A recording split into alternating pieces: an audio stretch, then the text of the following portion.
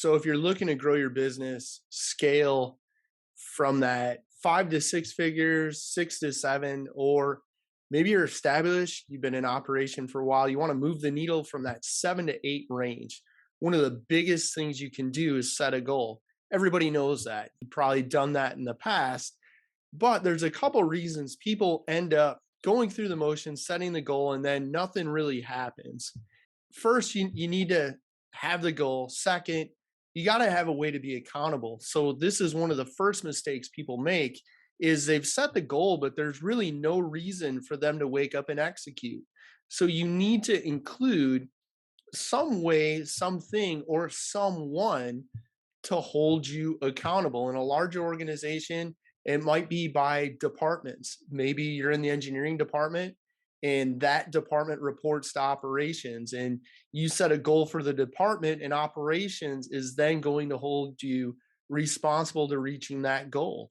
Or maybe you're in sales and that sales department is going to be obligated to reach those markers, hit those targets, and they're going to be held accountable to do so by executive level management or by the owner or what have you. So you have to set the goal. Yes, you have to be accountable. So you need to have a system that's going to make sure that you're working towards that goal. Otherwise, every day when the business day starts, or every day when you start working, or whatever you call it, you're not going to wake up with a passion to execute. The next thing, and this is huge, you have to involve your staff and your team. You've got to give them some ownership. You have to let them have some skin in the game.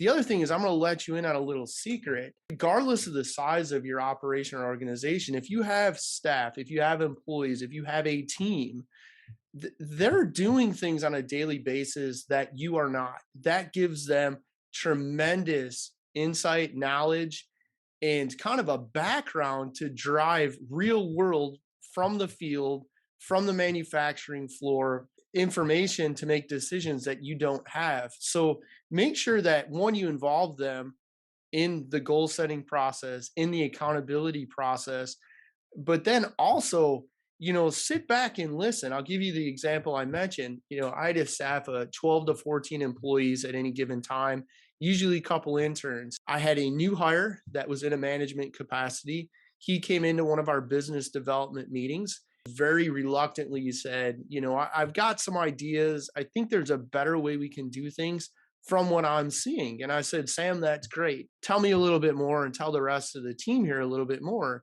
And he said, well, this is what I'm seeing.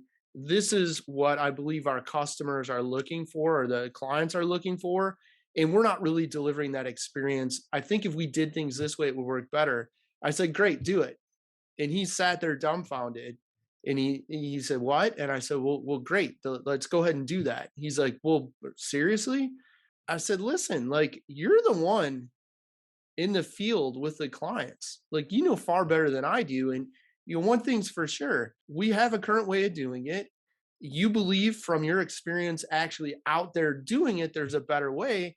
And the only way we're going to know that is if we try it. So let's try it. Worst case scenario, it doesn't work. And we revert back to what we're currently doing. Best case scenario, you're right. And I believe you probably are going to be, because you're the one that's out there dealing with the clients. So if you have a team, if you have staff, they've got to be involved. Give them some ownership, and then sit back and be willing to listen and let them provide feedback based upon their experience in the field. The other thing, same company, I had one wall in my office was a giant dry erase wall. So we painted it with dry erase paint. We had 11 different revenue streams for our organization, or 11 different profit centers. And it was a ginormous scoreboard where we were tracking revenue for each of those profit centers, or each of those revenue streams. Incredibly useful, a great tool, what have you, for me as the owner. Way too much information for my team to easily look at and know exactly where we were. Because again, we want to involve our staff and our team on that process of reaching the goal.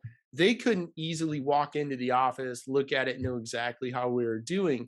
The second thing is that giant scoreboard was also set up to give us kind of a report card after the fact.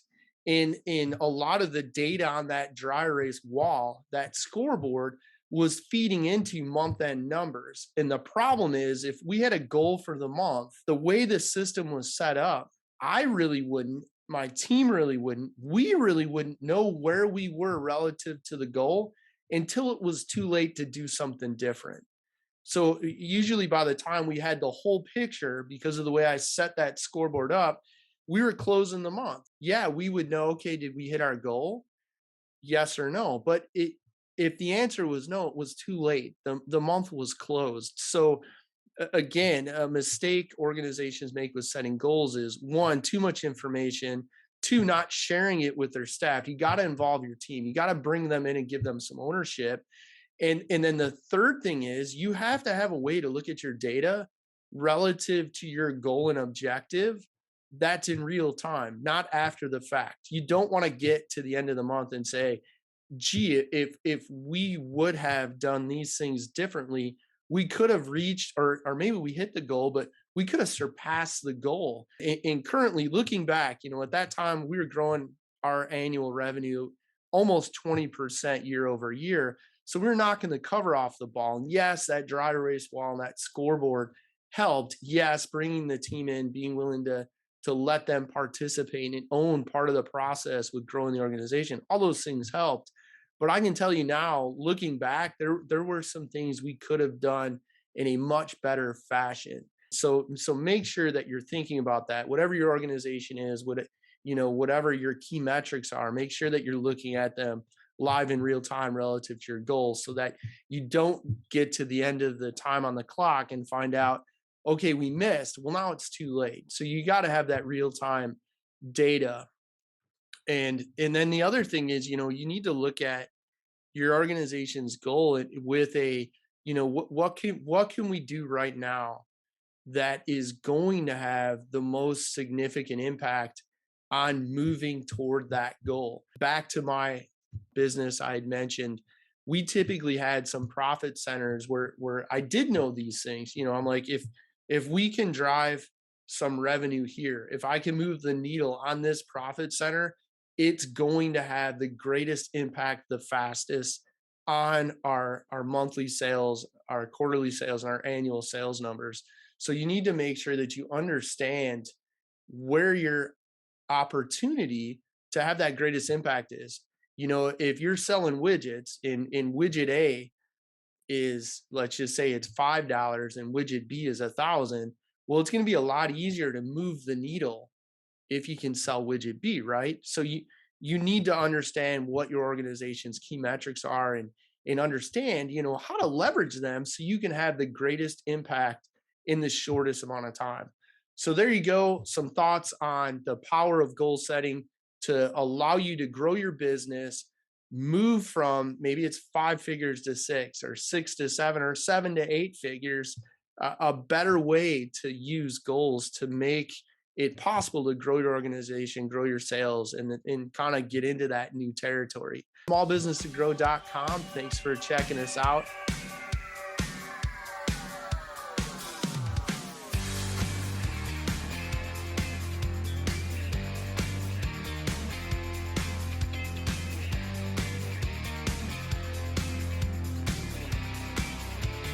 If you like our content, be sure to subscribe to our channel, leave us a comment below.